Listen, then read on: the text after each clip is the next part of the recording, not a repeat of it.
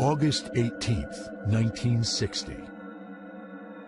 100 miles above Earth, a secret race in space has started. Corona, America's first photographic spy satellite, has just been deployed. The capsule was packed with over half a mile of film.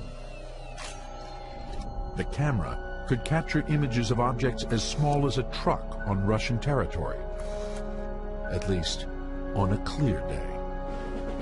The satellite would be taking pictures. A parachute would open. They'd go to all this trouble of capturing this capsule that's coming back down to Earth. Aircraft would rush it from Hawaii, where they're capturing it, to Washington, where they're developing the film, and then they put it on these big light tables. And they look at these pictures, and what do they have? They have pictures of the tops of clouds. It was the nuclear missile bases under those clouds that Corona was supposed to find. The smartest engineers the CIA could find had gotten it off the ground. On my mark. But in space, it was missing a human touch. Some thought it could never work without a human at the controls, without a finger on the shutter. The argument was that if we had a man up there, he would have more flexibility and judgment in looking at areas of interest. And spying was just one possibility. One of the more amazing documents that we got was this list of experiments. Among those were going up there and capturing a Russian satellite, maybe knocking a Russian satellite out of orbit, or completely destroying a Russian satellite. But the risk of launching astronauts on covert missions to space was enormous.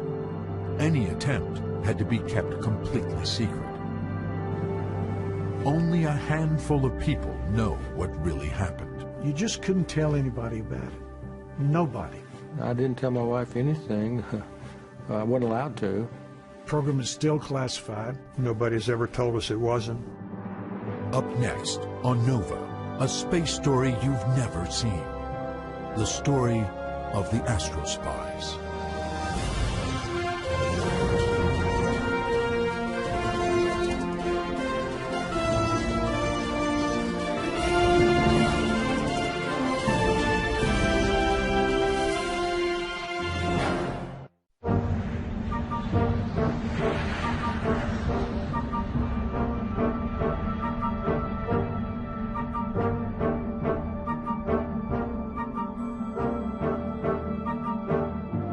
May Day, 1960, the height of the Cold War, and 13 miles above the Soviet Union, all systems were go. The CIA's secret U-2 spy plane was on a mission to confirm an alarming intelligence tip. A new Soviet nuclear missile base close to the Arctic was about to become operational. So this made the White House very nervous.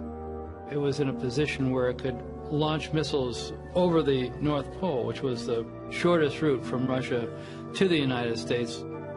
The U-2's cameras were technological marvels, but the key to the U-2's success was the pilot's ability to find and photograph the best targets. The Soviets, would threaten us when they could get away with it. So we needed to know where their technology was.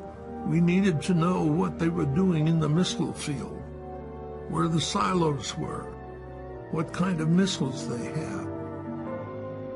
The U-2's pilot was Francis Gary Powers. He thought if he flew above 60,000 feet, he should be safe. No Soviet anti-aircraft missiles could reach him.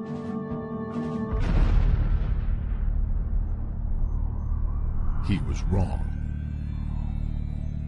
When Gary Powers was shot down, the president said, no more U-2 overflights. So that put the United States in a very bad position. We had these U-2s and we couldn't fly them over the Soviet Union. You don't want to cause a provocation and you don't want to be shot down. What's the answer? Well, you go up into space. This is Mercury Control. The countdown is now T-minus. Launch Complex 5-6 at Florida's Cape Canaveral is a monument to the early days of space exploration. 3, 2, 1, 0.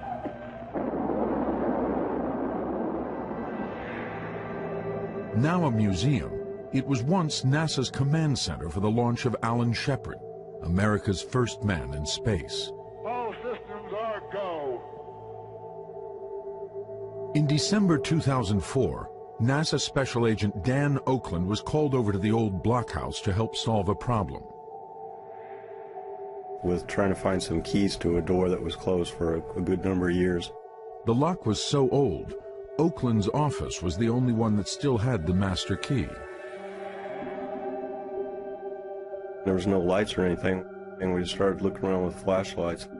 Buried back in the corner was a blue box. Inside the box, he found something extraordinary. 2 spacesuits, different from any NASA spacesuits. The suits are in pretty good condition, and they were just a little bit soiled. There's one that was 007 and then 008, and they're just printed on the suits themselves. And there was something else that seemed strange. That was a name tag that was actually on the sleeve, and it just said lawyer. I've been following space and espionage for a long time, and after I heard the story of Dan Oakland finding these spacesuits, I thought it was extremely interesting. For James Bamford, an author and investigative reporter, that name lawyer became a window into a hidden world.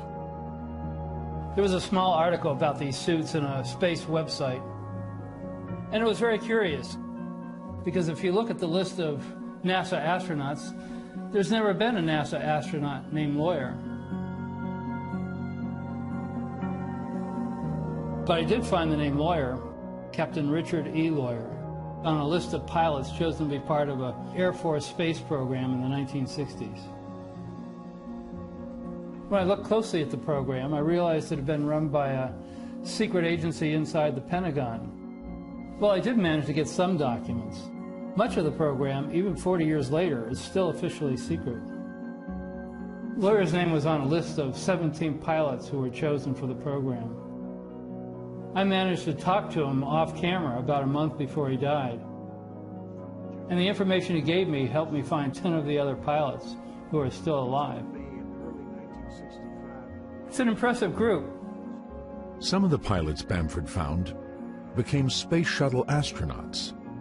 Vice Admiral Richard Truly even became the head of NASA. Lieutenant General James Abramson was put in charge of President Reagan's Star Wars program. General Robert Harris would become vice chairman of the Joint Chiefs of Staff. None of them has ever talked publicly about the secret that ties them all together. An Air Force program called Mole. It's one of the great untold stories of the Cold War.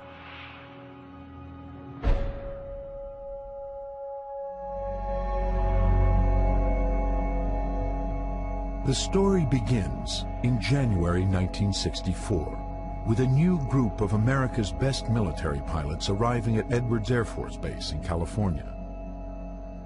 They had been assigned to train at a place called ARPS, the Aerospace Research Pilot School.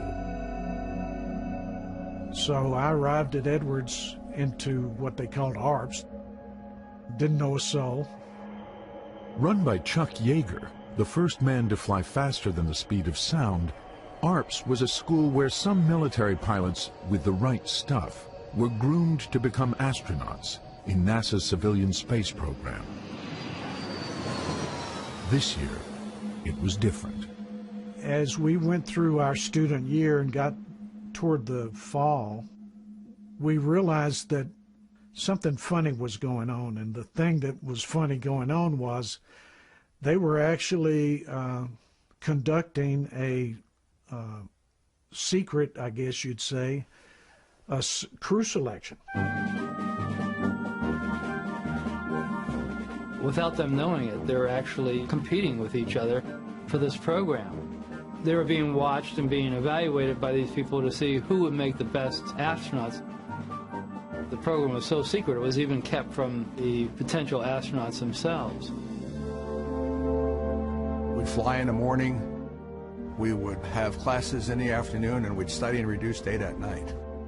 They would teach you astronomy and flight mechanics, orbital mechanics, the relationship of bodies that are in orbit, or either around the Earth or going to the moon, stuff like that.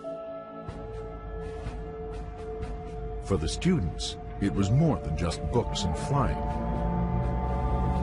They were poked and prodded, spun in centrifuges, bounced in chairs, and battered with psychological testing. And lo and behold, they finally came out with a list, and I was on the list. I almost fell over. I had no idea. Then I had to go through a screening with a couple other guys to see whether I would fit. The previous height limit had been 6 feet, and I was almost 6'2".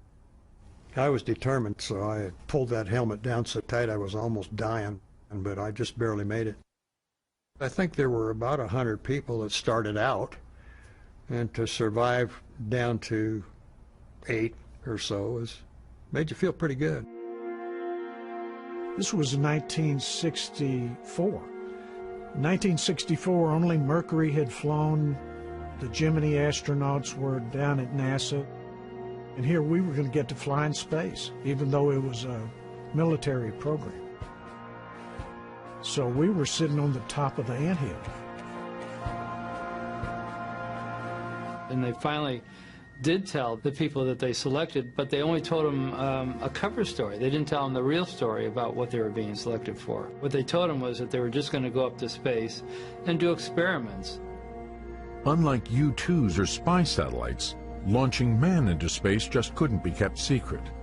So a decision was made to call it a laboratory and to try hiding the project by putting it in plain sight. Ladies and gentlemen, the President of the United States. President Lyndon Johnson announced the program and gave it a plausible cover story, something that Americans, if not the Russians, would possibly believe. Good morning, ladies and gentlemen.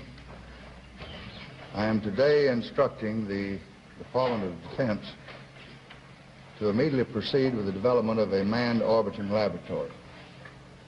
This program will bring us new knowledge about what man is able to do in space. The cover story was that the Manned Orbiting Laboratory, or MOLE, would be a space station crewed with 2 military astronauts for 30-day missions. During that time, they'd perform routine experiments on themselves and test their ability to do military tasks in space. There was no mention of an operational mission, nor any hint of espionage. The cost of developing the manned orbiting laboratory will be $1.5 billion. It took 3 more months until the crew was finally told their real mission. And that day really was an amazing day. We got briefed into the program as to what it was about. The MOLE was actually an orbital spy station, equipped with a camera the size of a car. It would fly an orbit that would give maximum coverage to Russian targets. And the crew were no longer going to be astronauts. They were going to be Astrospies. In essence, they're going to become the successors to Francis Gary Powers, basically. They're going to be the people who are going to be flying over Russia now. I think everybody was tickled. I mean, it was something that we really thought would contribute. We weren't going to go check how the African flute worked under zero gravity. You know, we're going to do something worthwhile, okay, that we thought was worthwhile. Before, I was going to go play with something. I wasn't really impressed by that. But now we were going to take pictures and blah, blah, blah, blah. The argument was that if we had a man up there, he would have more flexibility and judgment. The plan was to launch a 2-man Gemini capsule atop a 56-foot-long laboratory module. In orbit, the crew would unlock a hatch cut into the capsule's heat shield and crawl through a narrow tunnel into the pressurized crew compartment. Inside, as seen in this newly discovered government film, the Astrospies could look through a viewport and observe and photograph high-priority targets in Russia and elsewhere. When the 30-day mission was completed, the Astrospies would return to Earth in the Gemini capsule, leaving the laboratory module to deorbit and burn up in the atmosphere.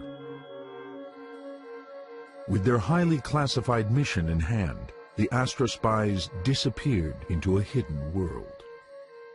The only people you could really communicate with about what you were actually doing were people within the program office.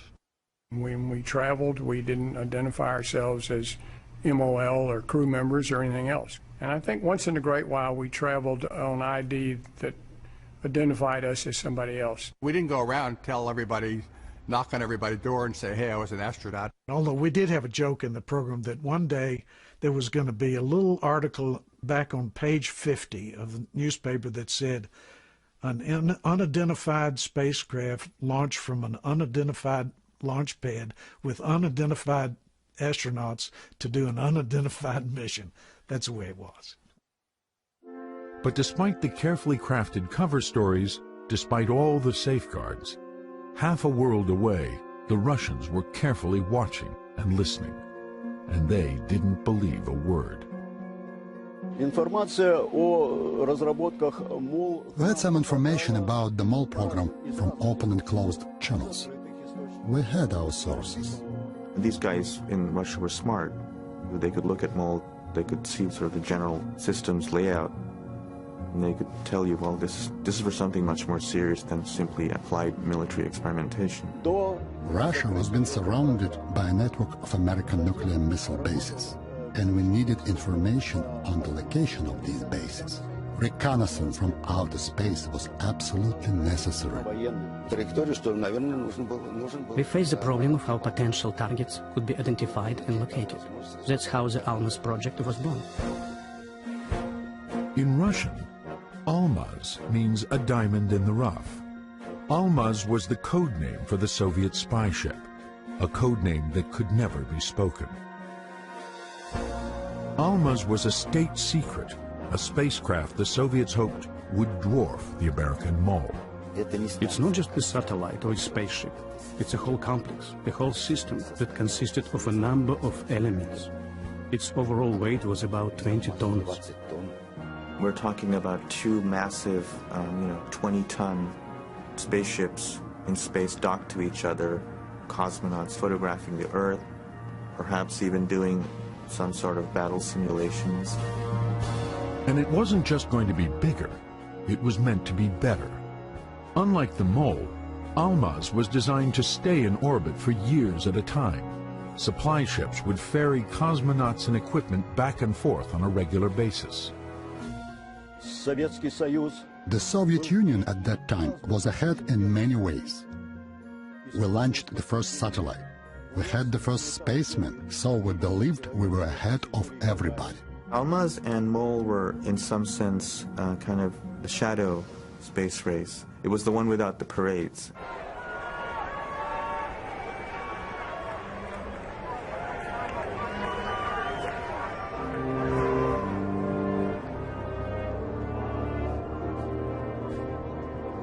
It's hard to remember the sense of conflict. The Russians were the enemy. They really were. And the game became, we need to beat the Russians into space. During the heart of the Cold War, we thought of this big Russian bear as being all-powerful and all-knowing. I was always afraid that they were ahead of us quite a bit. You can see the timelines of these two programs, and they're very much close.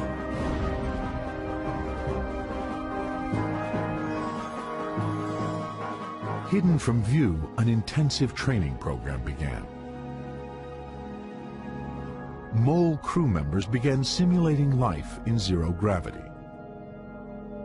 We did some of the work in zero-G airplanes, particularly learning how to crawl through that hatch in the Gemini B.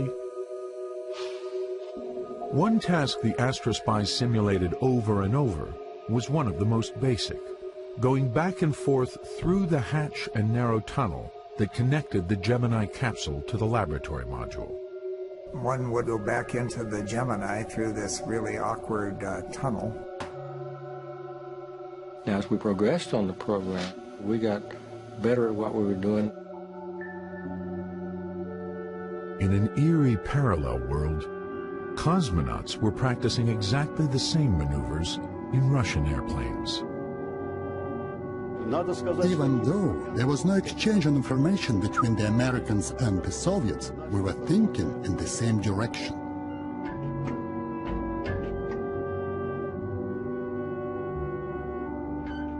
We also had a special hatch linking the main unit of the orbital station to the return capsule.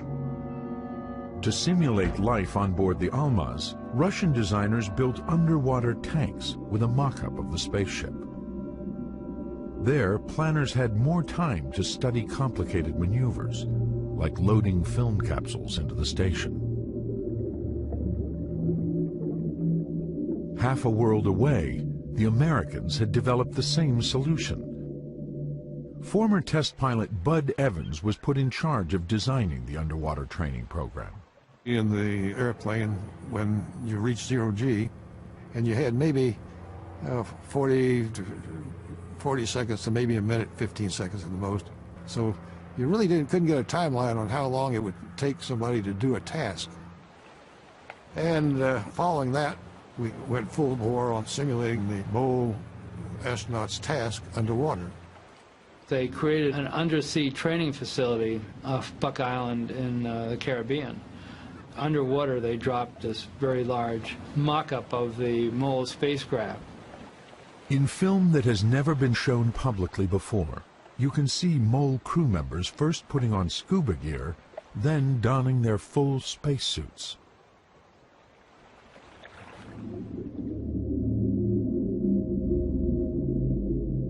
It was very similar to what it would be in space.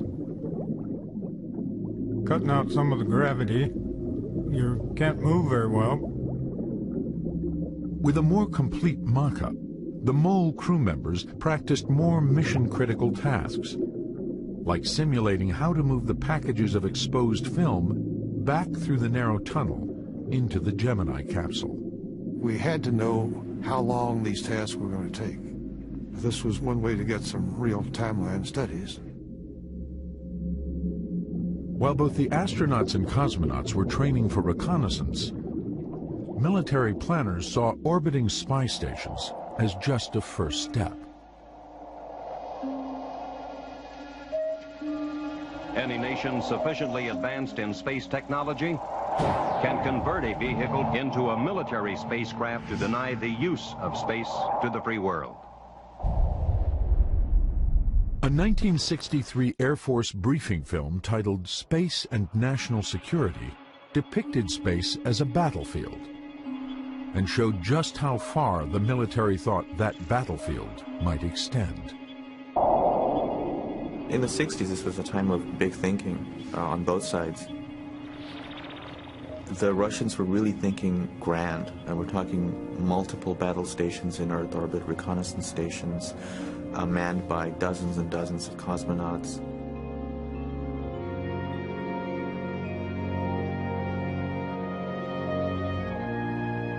One of the more amazing documents that we got was this list of experiments that were going to be used on the MOL. Among those were things that would be considered outrageous today. Going up there and capturing or stealing a Russian satellite. Going up there, maybe knocking a Russian satellite out of orbit, or completely destroying a Russian satellite. Of course, we did realize that the Americans tried to develop the satellite interceptors and killer satellites. So we decided to develop a special cannon that was placed on the orbiting station. We just wanted to test and see how it worked in outer space. If somebody wanted to inspect or even attack the Almaz, we could destroy it. But first, engineers and designers from both sides had to contend with some fundamental laws of physics, so that Astrospies could monitor enemy territory from 100 miles in space. It's a mystery to most people who haven't flown in orbit, what it's like trying to look at the ground as it's going by when you're going 18,000 miles an hour. Just looking out the window with normal, or the equivalent of 20/20 vision, you could see tankers, oil tankers in the Gulf of Oman. They looked about that big. You couldn't see anything smaller than that without magnification. The magnification system developed for MOL was the state-of-the-art in optical engineering. The camera system and optics, an advanced set of folded mirrors tucked into the station, were so far ahead of their time that a nearly identical configuration is still in use today. So if you picture a Hubble Space Telescope, this huge bus-size telescope in space, pointed out at the stars, if you just turn it around and point it towards Earth, that would be the KH-11. We had very high resolution. For photo analysts, it is all a question of resolution. The higher the resolution, the smaller the object you can see on the ground. Extraordinarily, the MOL's camera was designed to spot objects as small as 3 inches. The 3-inch resolution was pretty critical to providing our people with the technical details of what the threat was and what the capability was. The goal of people who do reconnaissance has always been to get the highest resolution. But it's a trade-off. Tighter you get the picture, the better resolution you get, but the less coverage you get. What you really need is to be able to look at a big scene and say, oh, there's something interesting I really need to look at over there. Inside a MOL training simulator, joysticks could zoom the lens both in and out and from side to side. A wide-angle viewfinder could spot targets at the very edge. We had optical eyepieces to look through with ways to point the line of sight, and they had photographs simulated to give you something to look at, to test your ability to zero in on a point of interest quickly and accurately. The camera system was a huge engineering challenge. It required great precision while the target was in motion and the station was orbiting over the poles. They're trying to take a picture of something on Earth. As the Earth is going around on its axis at 1,000 miles an hour, and they themselves are traveling around the Earth at 17,500 miles an hour. It was an extremely difficult scientific task to try to create a camera system that could take a very accurate picture, knowing that everything is moving at a different relationship to each other. In both countries, engineers struggled to create rudimentary motion tracking systems. We had other devices for reconnaissance, but we needed to create a control system that could fix the camera on the targets to avoid blur. On Almaz, they had a particular instrument which would basically freeze the image. They would actually have the camera move and compensate for the angular distance between a particular point. So as Almaz was flying over, the camera would sort of shift slowly to keep its sights on the particular territory. MOL's tracking and targeting system was computerized, but computing was still in its infancy. And by today's standards, they're really crude. They were IBM 4Pis. I don't think they had 50,000 words of storage in them. You could actually go to IBM, actually went there and watched, believe it or not, these ladies sitting there stringing these little magnetic cores on these wires to form the memory of this thing. You've got more on your cell phone probably than they had in those computers. But orbiting computers and tracking systems weren't what made the MOL extraordinary. The difference between the MOL and an unmanned system is that here's a system with people in it. People are, hands-on in the spacecraft, making decisions and adjusting it and so forth. That's the difference. You have to ask yourself the question, I'm investing an enormous amount of resource to maintain a crew up in space. Now, what they can provide is a real-time analysis of the targets. They can look at something and they can say, well, this is something interesting and we should find out more about this. But is it worth that amount of resources to have a crew just tell you that? The MOLE program to put human beings in orbit was going to cost more money because everything had to be man-rated. There had to be safety features. It's extra weight. It means the vehicle has to be bigger. It has to have more fuel. It just adds cost everywhere along the line. MOL was a very expensive program. It seems like chicken feed today. It was I think it was a $3 billion program, but in the 1960s, that was a lot of money. Think back in the mid to late 60s, Johnson was the president. He was trying to fund all the Great Society programs. He was trying to fund the expansion of the war in Vietnam. He was trying to fund going to the moon on Apollo, and here we were. And we would take a cut basically every year, and we used to jokingly tell ourselves that the only thing that remained constant on the program was the number of days till the first launch. The scheduled launch date for the first MOLE mission was August 1970. The Russians planned to launch Almaz that April to commemorate Lenin's 100th birthday. But in November 1966, the Americans seemed poised to make a huge leap forward. At Cape Canaveral, a unique rocket configuration was rolled out to the launch pad. Atop the standard Titan 3C solid rocket boosters was a hollow mock-up of the MOLE laboratory. And atop that, workers attached an unmanned Gemini B capsule. Designers needed to test whether the Gemini's heat shield would still work after the MOLE's access hatch had been cut into it. Unlike most NASA launches, there were no astronauts on display. You know, the NASA astronauts back in the 60s were all good friends of ours. We knew them all. We went to Houston, and when we went to Houston, they'd tell us all about what they were doing, and we wouldn't tell them anything about what we were doing. We were different, that's all. We weren't on the cover of Life magazine. We weren't driving Corvettes. We were, just doing different things.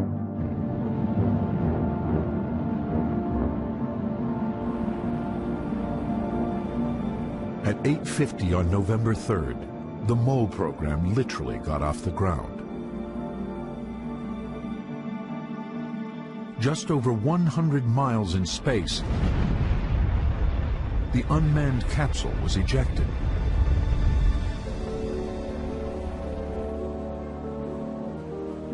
U.S. Navy ships recovered it 5,500 miles out in the Atlantic. The capsule was intact and proved that pilots could survive re-entry. But surviving their training program was another question. Major Robert Lawrence was one of the final crew members chosen for MOLE. He was one of the Air Force's best pilots. He had a Ph.D. in chemistry, and he was the first African-American selected to be an astronaut. Bob was such an excellent pilot that the idea of him having an accident really had never entered my mind. They were doing a simulated shuttle approach in an F-104, which was a very difficult maneuver. I think Harv Royer was flying the airplane. And he just misjudged a second or two, and that's all you had. And I think they got too low, pulled out too late, actually hit the ground hard, bounced in the air, and as I understand, the airplane rolled. And Royer managed to, they both ejected. Royer survived the ejection and Bob didn't.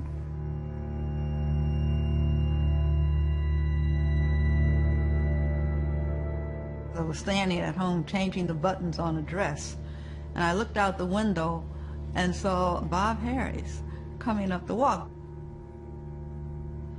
I thought, I don't have to ask.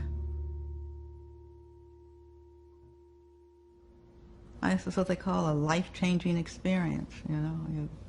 Suddenly, you know, in the morning everything seems okay, and then a few minutes later, it's all over. That morning, Bob wanted to change his flight and wanted me to fly in his place on that particular flight. That's about all there is to say. I should have been in the backseat of that airplane instead of him. The accident served to make us realize that we really were a very small group and we had a big problem. And that meant lots of training and that we expanded our efforts and increased our efforts. By the beginning of 1969, the secret race between Russia and the U.S. to launch the first spies into space seemed to be neck and neck. Both sides had made significant advances, but they were both years behind schedule. We thought that in a coming year or two we would be able to launch the space station into orbit. Still, our program fell behind by 3 years. For the first time, I personally was beginning to believe, I believe this can work. Well, some of them might have been a bit worried about what the Russians were doing at this point. What they really didn't know was that the competition was less with the Russians than it was within their own government. Right around the corner from them was another agency called the NRO, the National Reconnaissance Office. The National Reconnaissance Office was extremely secret during the 1960s. Matter of fact, even its name wasn't declassified until the early 90s. Their job was to try to find a way to put satellites up there that could get the very same resolution. They were going to develop a competitive system, and the CIA backed that. Larry Skantz, who had worked at NRO and later helped plan MOLE, was one of the few people with a security clearance for both programs. Both systems were aimed at developing 3-inch technical resolution. From a technical point of view, they kind of wound up in a dead heat. We were aware that there were unmanned reconnaissance satellites with truly impressive capability on the drawing board. You know, there's the unmanned guys that said, you know, we don't need you, and then there's the manned guys that say, well, you can't live without us. It was obvious to me the first time I went to a place where the unmanned system was being run, they didn't want any part of us. And somebody bigger than them told them to let us in to see it. Unknown to the MOLE crew, the Secretary of the Air Force went to the White House to make a last-minute plea to President Nixon. And the MOLE's future hung in the balance.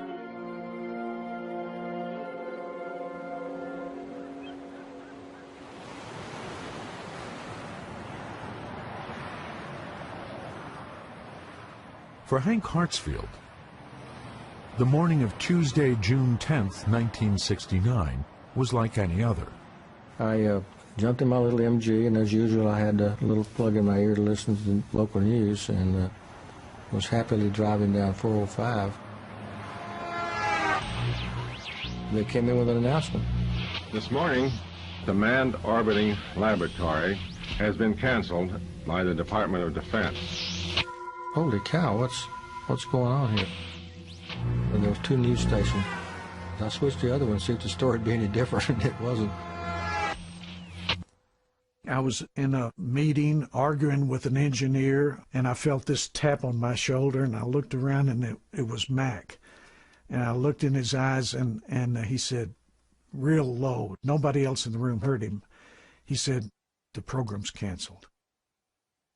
And I turned around to this engineer that I was arguing with, and my mind was blank. I didn't know what we'd been talking about. What happens to the 14 astronauts now who've been training for lengthy missions? Well, they'll find, I'm sure, appropriate assignments elsewhere. They're a very good bunch of boys, and I'm sure they'll have many opportunities to use this experience in their furtherment of their careers. Okay, sir. Thank you. The end of the mole program turned out to be as low-key as its beginning. 6 weeks later, the world focused on man's role in space, but they were watching Neil Armstrong step foot on the moon. Oh, that looks beautiful from here, Neil. It has a stark beauty all its own. The world was unified at that point, and I think everybody was happy that a human being had landed on another planet. By the same token, I would say that I still cry at night a little bit about not getting to go. The Americans had just landed on the moon in 1969, which was probably the greatest event in the history of space exploration so far. The Russians had completely been upstaged. They'd lost the moon race.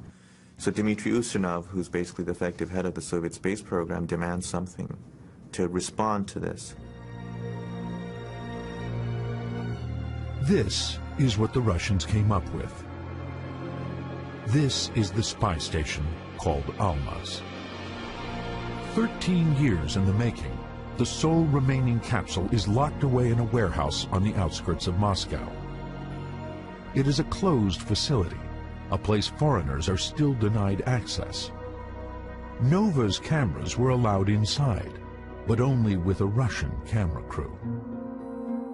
The Almaz capsule was divided in 3 sections. One section was the crew quarters, a rudimentary bed, a table where cosmonauts could sit and prepare food, a tank to sip water from. Another section was mainly taken up with the sensors. Largest among them, the Agat camera, weighing more than 2 tons, with 6-meter mirrors folded inside.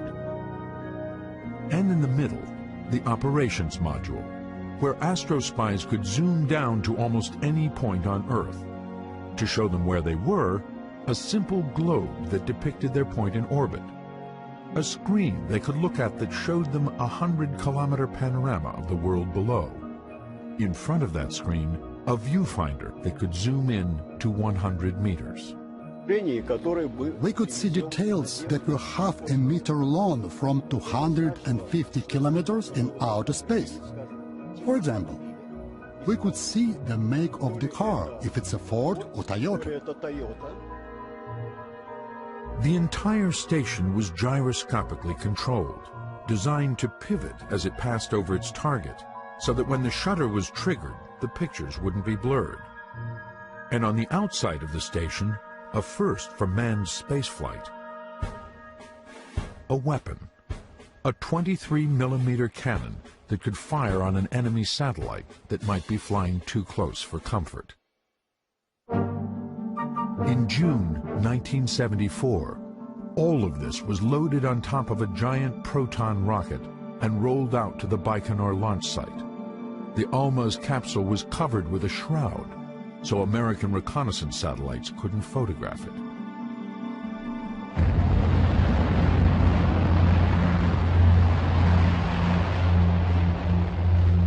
Nine days later, Colonel Pavel Popovich and his flight engineer, Lieutenant Colonel Yuri Artukin, were launched into space to dock with the Almaz station. They were the first Astrospies to orbit the Earth. Their mission lasted 15 days. Valery Romanov is a cosmonaut who trained on the Almaz program in the 1970s. Inside the command center, he demonstrates how Popovich's mission worked. These are the synchronization levers. By pushing the button, we could switch on the camera. But the process itself went like this. Here is the panoramic screen where I can see the ground beneath the station. And this is how I zoom in. So, for example, I'm flying over the ocean and I spot a warship. I can see it's going a little bit to the right, so I can rotate the station a little to keep watching it and then film it. 1, 2, 3, and I have a picture. We had a special system to develop the film. You turned off all the station's lights, and in complete darkness, you put the film in the developer, then moved out a projection table to fix the exposed film. Then you could select the most interesting parts and transmit it back to Earth with a video camera. So about an hour after you took a picture, people on Earth could be studying it. Now let me show you the periscope and how it could protect you from attack. If you look through here, you can see outside the station and what's happening around it. Ground control can tell me something is going on. If something's approaching here, and that might be a killer satellite. We have the Noodleman cannon right below the station's belly. So I tried to rotate the station to face the object head-on. And then feed in the command to fire.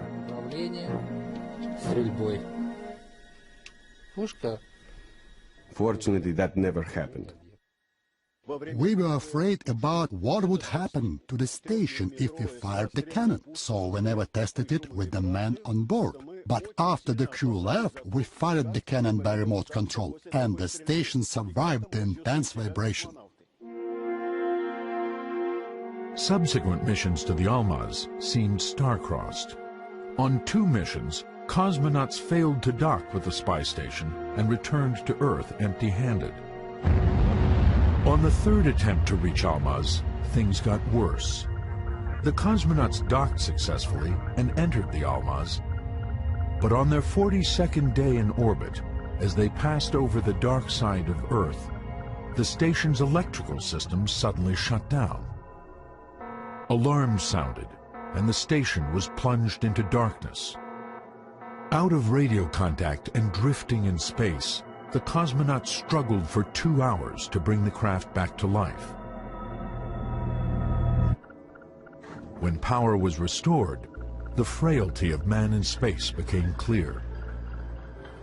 The flight engineers suffered a breakdown and began experiencing audio hallucinations. No medicine on board could help. 6 days later, the cosmonauts were ordered back to Earth. In February 1977, Viktor Gorbatko, a Soviet Air Force colonel, was the last pilot to command Almaz. His mission was almost flawless. When we flew over the United States, I looked down and immediately recognized New York.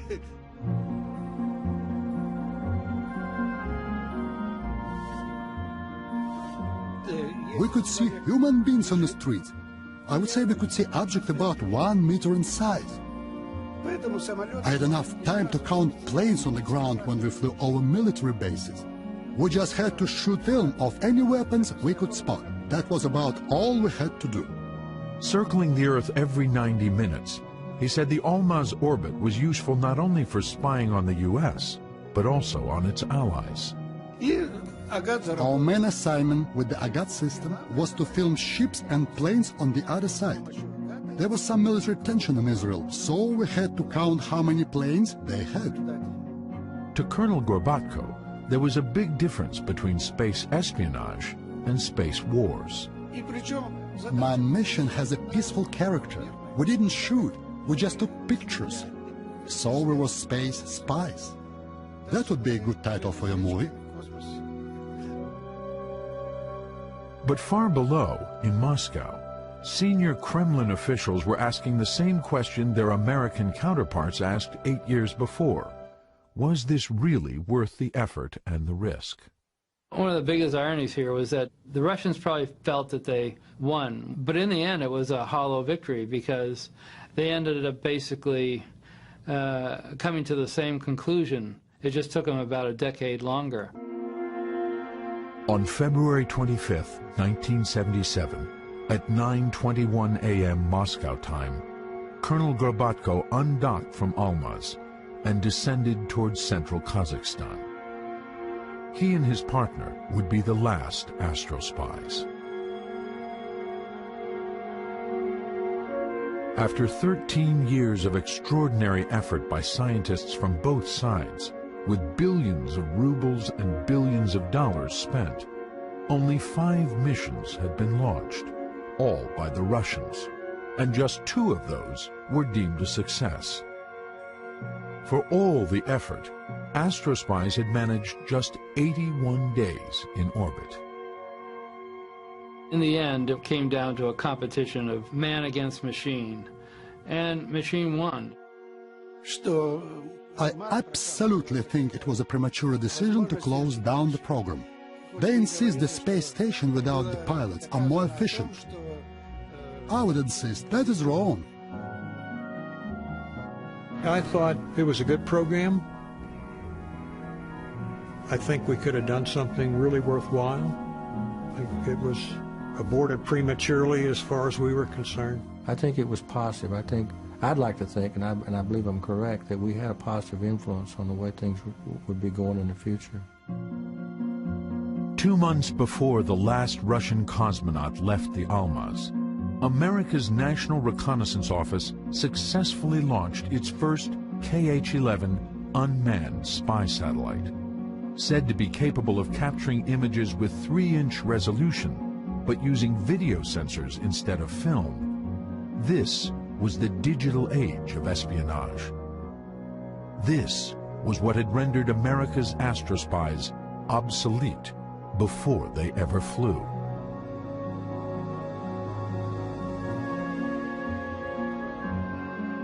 "30 years later, dozens of unmanned satellites silently monitor the world below. They are also the Astrospies' legacy. When I look back at what we did on Mo, we didn't, as far as I know, develop something that has led to another manned system. I think that the work we did helped provide data for future systems. Just yesterday I went to the Google search engine and I could actually see my own house. 30 years ago, who would have thought I would be able to see something like that?